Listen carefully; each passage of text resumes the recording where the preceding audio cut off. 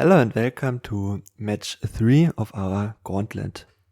In this one we face 3 real decks and one is sadly covered by my camera. I hope you can excuse that. And on the left we see the Plunder deck. Gangplank Sejuani used to be a menacing force in the meta, has not been seen in the last meta as much, although I've still faced it a few times on the ladder. And in the middle we have the new popular list. This is the Fizz and Gna, Yordles and Arms. And on the right side we see the Spider aggro deck. So the Elise, a little bit covered, Elise Noxus list. From all of these, my typical go-to point is that Spiders is a deck I usually counter pretty well. I don't really do well with Banditry versus Spiders. However, the Darkness and Scouts deck can win against Spiders. And I wasn't really sure at the moment which version or how good this Fizz and Gna Yordles and Arms is, and thought I could do better against the other two decks. So I decided to ban the Fizz and Gna deck. The Plunder Sejuani should be like 50-50 for most of my decks, and Spider aggro can beat up on Banditry. However, it is probably not the strongest choice here for our opponent. So I looked in my Yordles and Arms ban, and my opponent surprisingly banned the Banditry deck. I didn't quite understand that decision since Spider aggro should have a good matchup against Banditry. However, we are left with Darkness and Scouts. If you watch the first two episodes, I usually go with Banditry first since I like the deck the most. And in this case, I decided to go for the Darkness first, and our opponent chose to bring the Gangplank Sejuani. Historically, this matchup comes down to whether or not Darkness can get enough stacks early on. So you really need those Twisted Catalyzers, those Vegas, and power up your Darkness to deal enough damage for taking down these mid-range units, the Sejuani and Gangplank. You have to have enough Darkness stacks by turn 5 and 6 to deal 4, to deal 6, to just have an answer. And if possible, also prevent as many plunders as possible, since Gangplank Sejuani wants to hit your Nexus each turn to level up those powerful champions. So around 50-50 historically, and let's see what we can do. If you look at our opening hand and our mulligan, I'm going to give you a moment to decide for yourself how you would have mulliganed. And this should be pretty obvious. We don't want all of these 4-cost cards. Gangplank Sejuani has a bunch of early game units. And another good point to realize is that not many of the units Gangplank Sejuani has have 1 health. So they're more around the 2-2 range. The bigger mid-range units 3-3, 4-5, 5-4, 5-6. And the only 1 health unit they typically run is Marai Warden. So a Withering Veil is not going to be as good against them. Similarly, we don't need 2 Vigors. They have a hard time even killing 1 Vigor. The best way they have is the Monster Harpoon, which they only run 3 of in the deck, and typically don't mulligan for because they have to have an early game curve they can't just run. Can't just mulligan for the 1 removal spell for Vigor and not have any early game. So I decided to keep 1 Vigor and mulligan the rest away to look for some better early game, some Twisted Catalyzers, etc. We also see our opponent full mulliganing their hand. So pretty good sign going into this match. Then the match starts and the opponent goes for a turn 1 warning shot. I'm not an expert in Plunder, but I think this is not the optimal strategy. Warning shot is one of your most powerful cards. And on turn 2 we can shut down a Fortune Croaker with our Twisted Catalyzer, get that first Darkness stack, and are on our way. And then on our next turn the first decision point arises with our Contrologist. We see a new card in Fair 8, a Mark of the Isles, and a Poison Dart. Which one would you pick up here? So it should be obvious that Fair 8 has no real point for us. We are not playing a fair deck and would only get a 4-mana 3-2 out of it, which is pretty terrible. And it might be close between Mark of the Isles and Poison Dart, but remember what I said in the beginning, the Plunder deck doesn't really run any 1 health units. So Poison Dart is only good against specifically Marai Warden. We are in turn 3 already and our opponent just played a Fortune Croaker over Mirai Warden, so it's unlikely that they have it even. So I thought the obvious choice would just be the Mark of the Isles here. Good combat trick, can help us take down a bigger unit later on. Even if our unit dies in the process, that's totally fine. If we can trade our Contrologist with a Mark of the Isles for Gangplank, we would be very happy to do so. Opponent plays another Fortune Croaker, and then goes for the Seps Bravefin. Another very interesting scenario. How would you play out your turn 4? I think this is a very good example of thinking about your game plan, your opponent's game plan, who is the aggressor, who can be playing for the long game. We could just play out our Veigar here. However, we want to prevent as many plunder triggers as possible. Because if our opponent doesn't get the plunder, he doesn't get to level up their champions, and then has a bad time. If the champions aren't leveled up, they're not scary at all, just random overwhelm units. And I went for the double vial fields here, just to try and prevent my opponent from getting the plunder, unless they invest further resources. And I thought the Veigar can be postponed until next turn.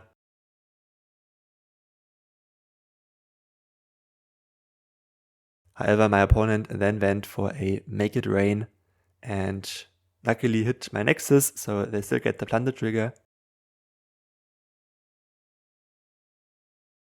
And then they go for the Parley.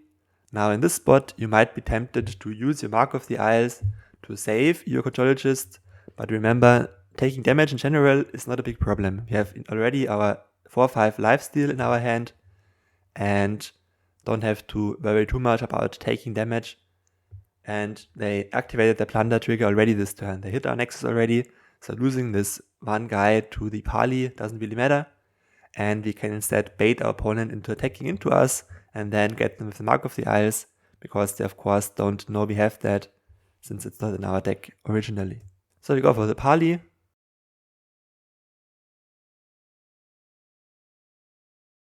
And they just run in, we get our Mark of the Isles, and are now very far ahead on card advantage. In the next turn, we just run out our Veigar and are on our way. Opponent doesn't have the Gangplank here, instead plays a Monkey Idol and a Black Market Merchant, following it up with a Sejuani on our Veigar. However, we have the transformed Veigar to stop this attack and to have our unit survive. And from that point onward, the game is basically over, because we have accumulated enough darkness stacks to easily outvalue anything opponent can do, and they realistically can't win here anymore. One interesting thing I do here is to hit the Sejuani with my darkness and deal 5 damage to it.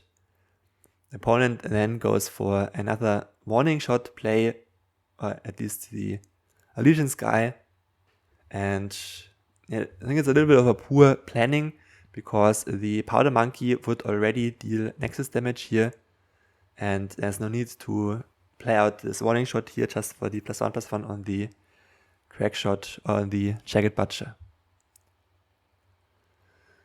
So 3 cards left in hand, and you can see how we set up the Withering Veil this turn.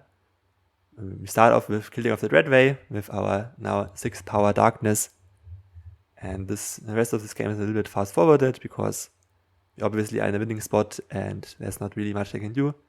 We already know that 2 one-shots have been played, and you can see how strong this Withering Veil is. Don't be afraid to block with your Veigar sometimes. You will win the long game, even if your Veigar dies or something, and it's better to have your Veigar die than to have you die. And yeah, the rest of the game is just smooth sailing. We run out our lifesteal guy and just slowly grind out our opponent with the darkness and our Senna Veigar engine. And yeah, not that much to tell about. I will still include this part, because obviously I want to see how this game ends, but not that much interesting happening here. This game was basically lost when we reached our 5th or 6th darkness stack.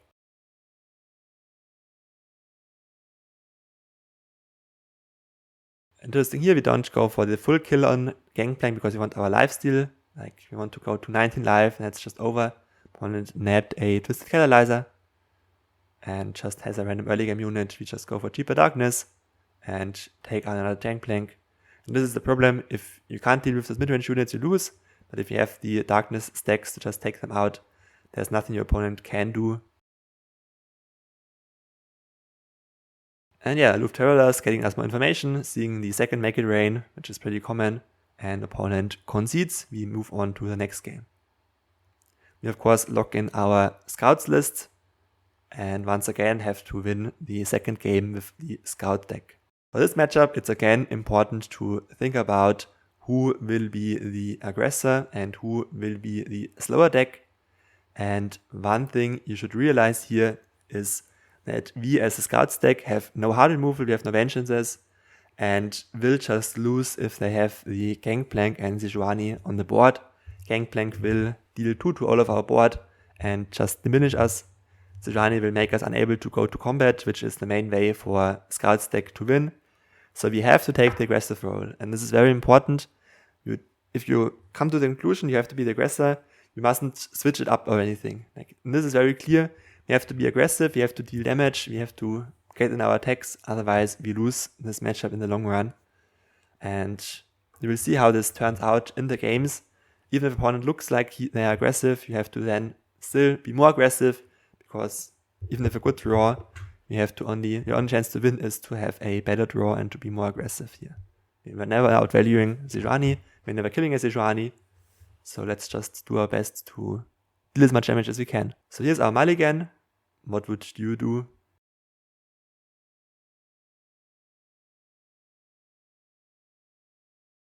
And I think this is pretty obvious. You want to be aggressive. Our Price Protectors is more of a defensive unit. Our 4-mana card is also a 4-mana card, so we rather want our early game cards, our 1-cost units, our champions, our rally effects. Not necessarily rally effects, but you know what I mean. Mulligan almost everything except for the Marai Warden and get a decent hand back. Our opponent then has a pretty strong start. It's basically the best turn 1 you can have for the opponent's deck, with a warning shot into a Jagged Butcher. And yeah, we are already a little bit on the back foot, but I have to keep in mind, not trying to survive is our goal, we have to try to kill them. And next important decision point is this block. How would you block here? And I think this is the deciding factor on how to understand matchups and if you know what you are doing. Because you might be tempted to just block Marai Warden, block the Lunari Duskbringer and call it a day. However, think about it, you have to be the aggressor here. You have to deal damage, and our Misfortune is very good at invalidating 1 health blockers. So everything that is 1 health doesn't block us well, just is a jump block, because Misfortune's skill just kills them. So you don't want to take out the 1 health units, that would have no point. Instead, we want to invalidate more blockers. And this is why I go for the block on the Jagged Butcher here, putting it to 1 health. Since then, all they have is 1 health units. We take some damage in the process, but that's not really a problem at all. And yeah, this is probably one of the hardest decisions to make here. Take 4 damage, throw away your 2-1 for the 3-3 Jagged Butcher, but I think it's ultimately the decision that was the most impactful here and is probably the hardest to make, because you have to know the matchup first. Next turn comes out smoothly. We just play our Misfortune and go for the attack.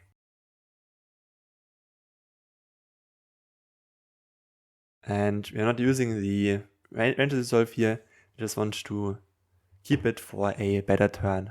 Isn't really worth it. Our Range Dissolve is more powerful than a random 2-2 on our board. On turn 4, our opponent just runs out a Zep Sprayfin, and we know we can safely develop our Iron Navigator without having too much problems. We get an ephemeral unit, and it's surprising to me that my opponent still attacks in here. Despite us having an ephemeral unit, we just take the obvious blocks. They have no combat tricks, and yeah, not sure what this attack meant. And turn 5, once again, we try to flip our Misfortune, Scout attack, normal attack, rally. So we don't want to waste anything, we can just go for the Scout attack first. We have no other Scout units. and our opponent goes for the block and a Make It Rain, which is a little bit surprising because it doesn't really do that much, activates Plunder, but we can fully halt this Make It Rain with the Ranger's Resolve. Yeah, I'm in a big lead now, all of a sudden. And I think this is all because of this early block, because we didn't throw away our units. Now we can go for the Misfortune level up on turn 5 again. And here I was thinking about attacking with both or with one, and probably the attack with only Misfortune is safer. I kind of want to preserve my scout unit here for the next turn, if there was a next turn. But our opponent seems to have just run a little bit out of stuff. And here is the Misfortune level up. You might ask why I didn't play out the Flip Fail Tracker, and that is a good question. I kind of just overlooked it. And it's easy to sometimes do misplays if you are very far ahead, because you think, oh, I win anyways. However, this game is far from over. Well, it would be far from over. Our opponent has the Sithri of the Bolt. If they had the Sejuani, we could have blocked the challenge with our rally effect. But with the Sithri coming out from our deck, we know that we are good to go just to run out our units and go for the rally. And that's just nothing our opponent can do to survive this turn. And it also comes down because we have saved our scout unit. This means we get another big scout attack in. Or we can just run out all of our Fleet Failure Trackers and win the game this way. So 2 pretty interesting games, I would say, versus a former Mentor deck. And you can really see how our decision making influenced the outcome of these games. If we would have played those slightly differently, opponent's Sejuani might have had one more Plunder trigger. Our opponent might have one less unit on the board, and everything would be different. So I hope you learned something from this episode, and tune in for tomorrow where we take on the final match of this gauntlet. Thanks for watching, and see you around.